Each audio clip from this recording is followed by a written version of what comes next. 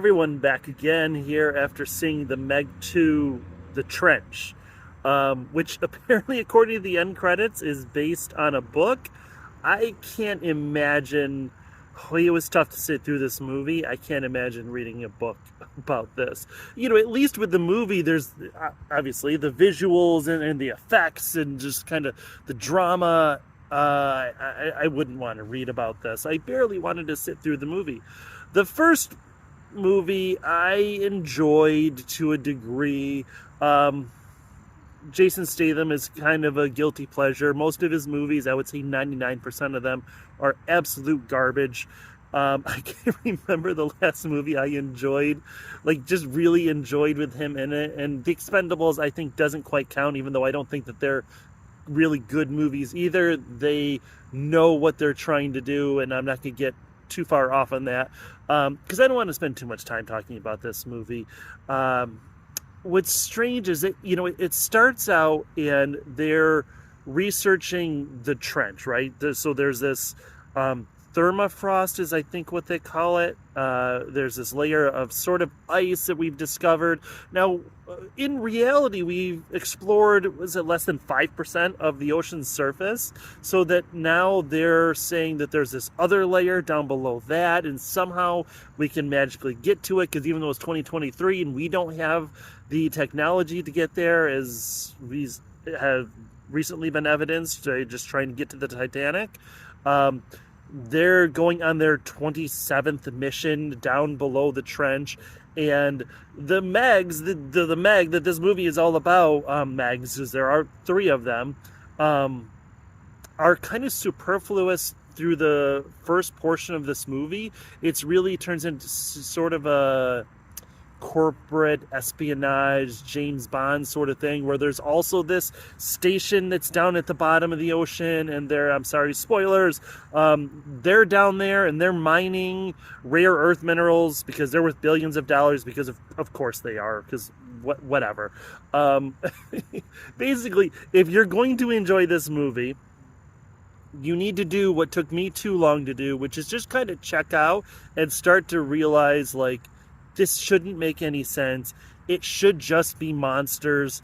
There was, I think it was Alexander Aja did a remake of this 80s horror film called Piranha a few years ago. I mean, gosh, a few years ago. I mean, this is 15, 17 years ago. He did a movie called Piranha. And then there was a second movie called Piranha Double D, which is one of the worst movies I've ever seen. That movie is absolutely horrible. I don't think I even finished it. But what they did in the first one is that it was bloody and it was gory, and it's semi-sentient, malevolent piranhas chasing people down and eating them and stuff. And in the second one, they learn to fly. It's horrible, right? It's horrible. But what they did right was that they upped the ante. They increased the amount of creatures. They increased the amount of blood. That didn't really happen here. The Megs are a threat, but not really a threat through most of the movie. Very, very minimal, really no blood. So the subs that are going down, the submersibles, something of course goes wrong. There's a kid involved, because there's always a kid involved. What the hell? This maybe the worst part of the movie. And maybe I was taking it too seriously, because one of the Megs is actually Hai Ching, I think the name was. They're training it or something. They've got it in captivity, and all I can think is, we can't keep a great white in captivity. Why would we think that we could keep a Meg in captivity? And of course it escapes. And, again, the ocean, we've explored 5% of the surface. The ocean is unimaginably large. And yet the Megs, which until, 5 years ago that this other movie came out? Not even. We didn't know that megalodons existed. Now all of a sudden the megalodons are just everywhere that the main characters happen to be. I get that they're kind of doing research, but whatever. By the time this movie really gets going and it gets to where we see in the trailers and we see in the previews, and we see the stupid, sharks jumping out of the water and eating people and chasing people on paddle boats and all that sort of thing. By the time it gets to that kind of fun portion of it, either you're going to have completely checked out, or you buy into it, and that's what I did. Again, maybe too late in the movie, I bought into it as the gratuitous explosions and the fun island and all this ridiculous stuff that makes no sense. But it doesn't matter because it's stupid giant sharks chasing people and Jason Statham fighting them off on jet skis and throwing spears and explosives. And there's colossal squids, giant squids, kraken, I don't know. And then there's also like these, not dinosaurs, but some sort of reptilian, mammalian, I don't know, also creatures. By the time that all comes in, it's a little bit too late to, I think, totally redeem the movie. I don't know that this was it wasn't a good movie. This was not a good movie. It was kind of fun, though. If I'm going to say it, see it, stream it, or skip it.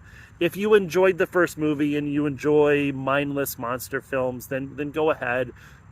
This is really just a Jason Statham action movie with some creatures thrown into it.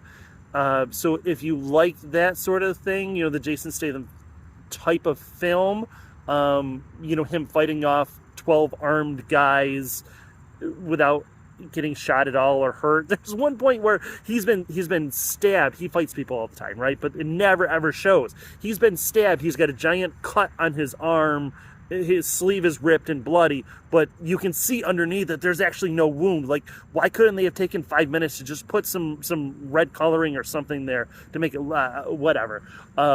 This movie is not about the details. This movie is about the big effects and about the big scenes, which it kind of pulls off. It's fun. And so, yeah, okay, back to it. See it, stream it, skip it. If you've seen don't see it. Don't pay to see this movie. If you've seen the first one, you enjoyed it, you enjoy this type of film, then yeah, sure, comes to Netflix or HBO or whatever, go see it. But I think anyone could probably skip this movie and not really miss anything. So that's it. I'm really glad to be back. It took me a little bit to get back into the rhythm of things. Unfortunately, and this is sort of a request for help, I've missed that YouTube algorithm because I dropped off and didn't post for a little while. So it would really, really help out if you could throw a like, if you could share it, just, wherever you want to, if you enjoy it. Please make some comments. Let's, so maybe I can get back into that algorithm, get back into a rhythm, and get back out there. Thank you. I appreciate you all, and I will see you after the next movie.